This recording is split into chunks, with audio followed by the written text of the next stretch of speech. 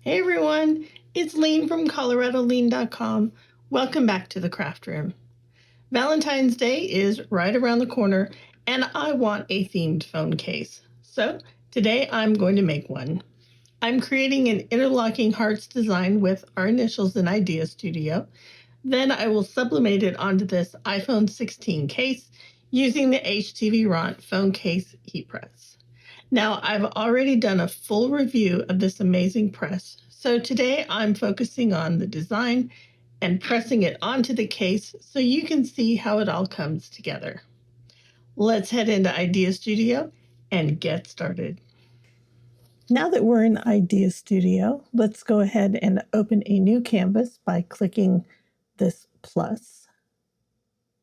And we also want to make sure we're working with the correct machine. So I will come over here on the right and I will choose the H17 phone case heat press. I'm going to be making an iPhone 16 case, so I will click that. And now I want to create my background color. So I'm going to come over to Shape and I'm going to click on the square. Because I want this to be a rectangle, I'm going to go ahead and unclick the lock button. And then I'm going to stretch this out. Now we need to make sure that whatever pattern and design we have comes at least to this dashed line. It indicates the amount of design you need to wrap around the sides of your phone case. I personally don't mind having a little extra beyond that, just to make sure. Okay, now I want to change the background color, and I can either click here on this fill color and choose something, or if I know the hex code, I can double click and insert it. And for my background, I am going to be using FFFEF7. So it's a light creamy yellow color. Now I'm going to go back to my shape panel and I'm going to, under basic, I'm going to view all. And I'm just going to click on the heart.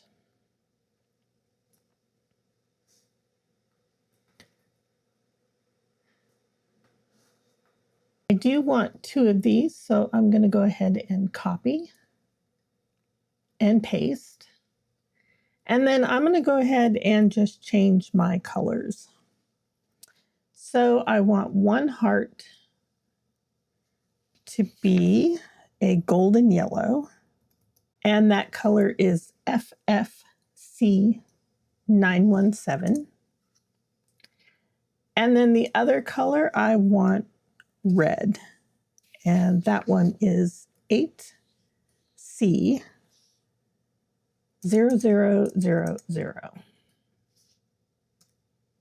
So a nice pretty red. Now I want this red heart nestled inside of the yellow one. So I'm just going to stack them up, select them both, and I will align them horizontally and vertically. Now before I resize my red hearts, one thing that I didn't realize at first was if you unlock the aspect ratio for one item, you have unlocked it for every item. So I want to go ahead and lock that back up. And then I can come over and adjust this to whatever size I want. And again, I will adjust it horizontally and vertically. And I like what this looks like now. because I'm going to be using this heart in a number of different ways, I'm going to go ahead and come up and click on Array. Now at this point, I only want 2 hearts, so I will make this 2 columns, 1 row, and then I will confirm. With this set of hearts selected, I will come down and group them together, and then I will move them off to the side. For my other 2 hearts, I want to slice the inner heart out. So I'm going to come up to Combine, and I'm going to choose Slice. Now the weird thing is it does not look like anything happened. There's nothing added over in the Layers panel.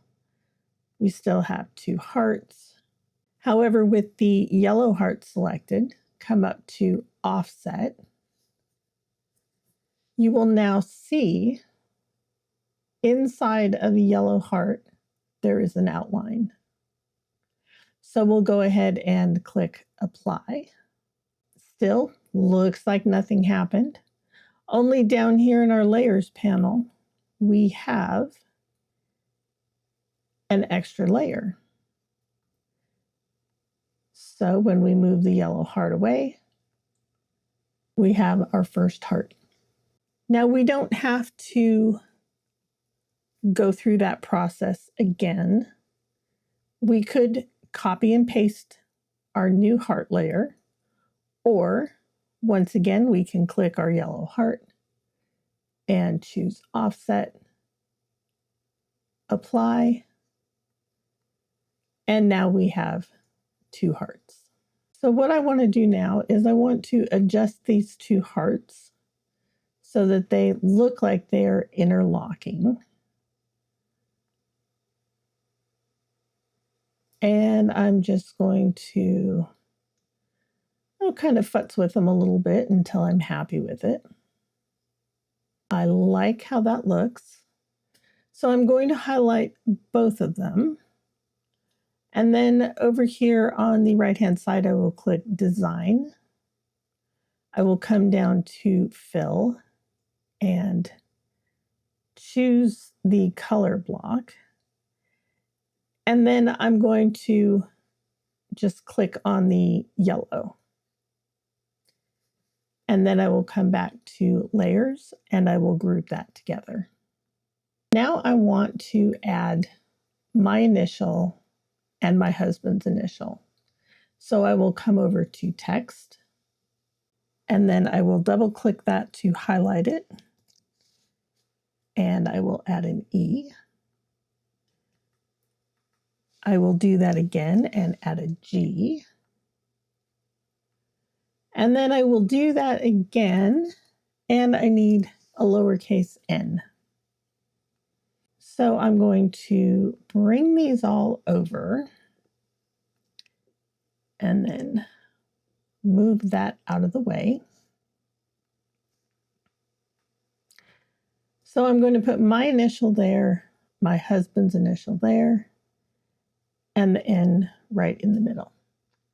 While this default text is okay, I am going to change that. So again, I will come over to the Design tab, and down here for Font, I will scroll down under the Locklick fonts, and I'm going to look for the Dancing Script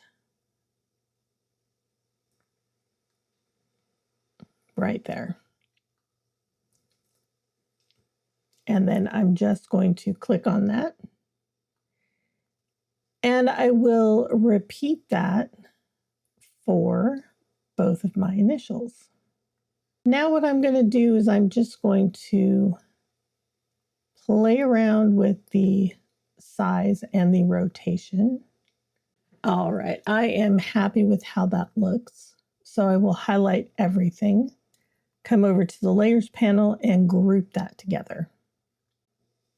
I'm going to put this over the top of my phone case, and I will just size that down to fit inside this red line. The red line indicates the back of the phone case. All right, I like how that looks. And now I am just going to decorate it with more hearts. So I'm going to make that one a little bit smaller. I will come up to Array, and I will just give myself a few more hearts to work with. And now I am just going to place them onto my phone case, sizing them and rotating them as I like.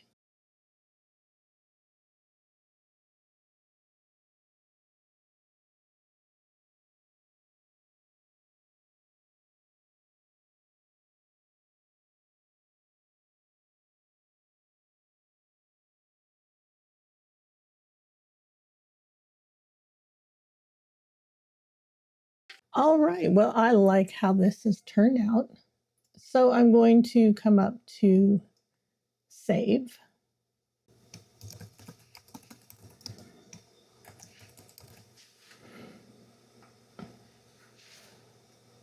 And then under File, I will come to Print. This screen is telling us to make sure that we mirror our image. I am using the Epson SureColor F170 Sublimation printer, and that automatically mirrors all of my images, so I don't have to worry about this. So we will just click Print. I will select my Sublimation printer and click Print Settings. This will print portrait orientation on a rigid surface. I want to change it to high, and then it will come to more options and turn off bidirectional printing. And as you can see here, mirror image is already chosen. So I will click OK. Now I will load my sublimation film into my printer and click Print. And when it is done, I will meet you back at the craft desk. While the design is printing, let's go ahead and get everything set up and ready to go. The first thing I want to do is get everything I need out of the iPhone Universal Phone Case Fixture set. And of course, that includes our base. And I also need the i9 camera lens pad. I know that is this little one here. The first time I made a phone case with this, I did use the included spacer bars. However, these were really, really fiddly, and I just didn't use them in that first test, and it worked fine. However, if you have a larger phone case, I would suggest using those spacer bars. It just helps give a little bit more stability to your case. Let's go ahead and get our fixture into our phone case heat press. And it just fits in like that. And I'm going to go ahead and turn this on. And I want to go ahead and set up the temperature and the time. So for our upper and lower heat plates, we need a temperature of 275 degrees on both. So I'll lift that up so we can see. And I will press the temperature button once. And then drop this down to 275 degrees. I will push it again and drop the lower temp to, again, 275. For time, we need a preheat time of 2 to 10 seconds. and a transfer time of 300 to 350 seconds. When I made my first phone case, I used a preheat time of 5 seconds, which is what we have. And then I pressed it for 300 seconds. So that will be a total of 305 seconds. So we'll go ahead and close the lid and let this come up to temperature. And while that's happening, let's go ahead and clean our phone case. I am using a 91% isopropyl alcohol and a lint-free rag. Now I want to place my lens pad in here. And the most important thing to remember is not to cover up these two little holes. Let me hold that up so you can see that. All right, so we will drop that into place. And I'm going to use the yellow heat tape that came with my machine and just tape this into place.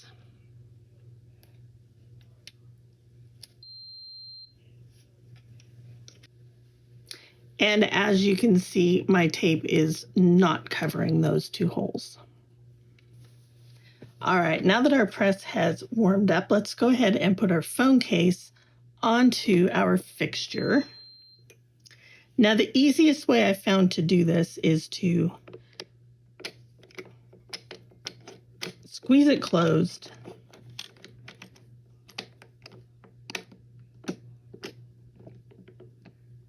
and then press it down. Oop. Nope.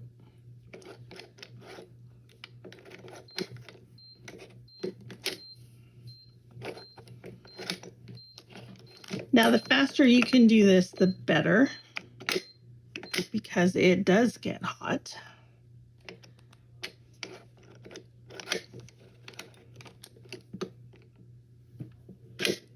Nope.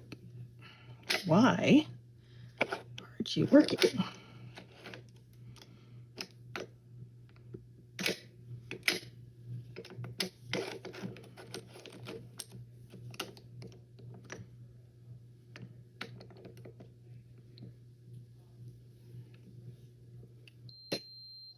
Okay, I think that's going to stay. So while that is warming up, I'm going to bring my printed image in and set this on top of the heat press and let this sit for about 5 minutes. And it did turn off. So I have it turned back on. And I am going to set my watch for 5 minutes. And this will allow the phone case to warm up and the image to completely dry. So I will be back in 5 minutes. Okay, it's been about 5 minutes that this has been sitting here. And if you recall from Idea Studio, this is supposed to have a really light, creamy, buttery yellow in the background. I don't know about you, but I can't see it. So we'll have to see if there's actually ink on there and it sublimates. So what we're going to do is we're going to open the lid. We're going to flip our image so that the shiny side is up. I want to make sure that the top of the phone is on this end. And we will center it onto, sorry, there was something on there. We're going to center it in our phone case so that the film is all the way around. So I'm going to pull this forward just a little bit so you can see that. And we do want to work relatively quickly. So we will set that on there. Close the cover.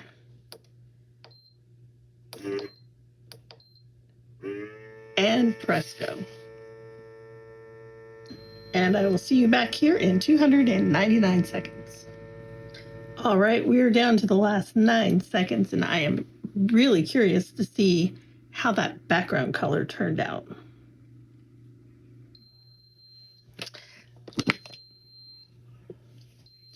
All right. Ooh, that is very pretty. Let's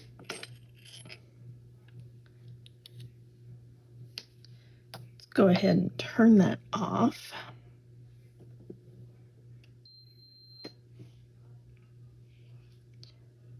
It is really pretty. I don't know how well that background color came through, though. Yep, I love how that turned out. So I'm going to let this cool down. I will rearrange the craft table here, and I'll be back with you in a minute. While this is still a beautiful case, I'll admit I'm a little disappointed with the background color. I chose a very pale buttery yellow, and while I can see a difference compared to a brand new case, it's definitely very subtle. What I do love is how the golden yellow almost has a glittered look to it, and how vibrant these red hearts really are. Now, when placing the image in the press, I did shift it just a bit too far, so the interlocking hearts aren't quite as centered as I'd like. But this one's for me, and a little imperfection is kind of my thing. Now, my 2 big takeaways from this phone case are, first, to make sure the image fully covers the entire gasket in the press, and second, that it is centered on the phone case before pressing. And just keep in mind that very light colors may not show as strongly as you expect when sublimated. Thank you so much for joining me in the craft room today.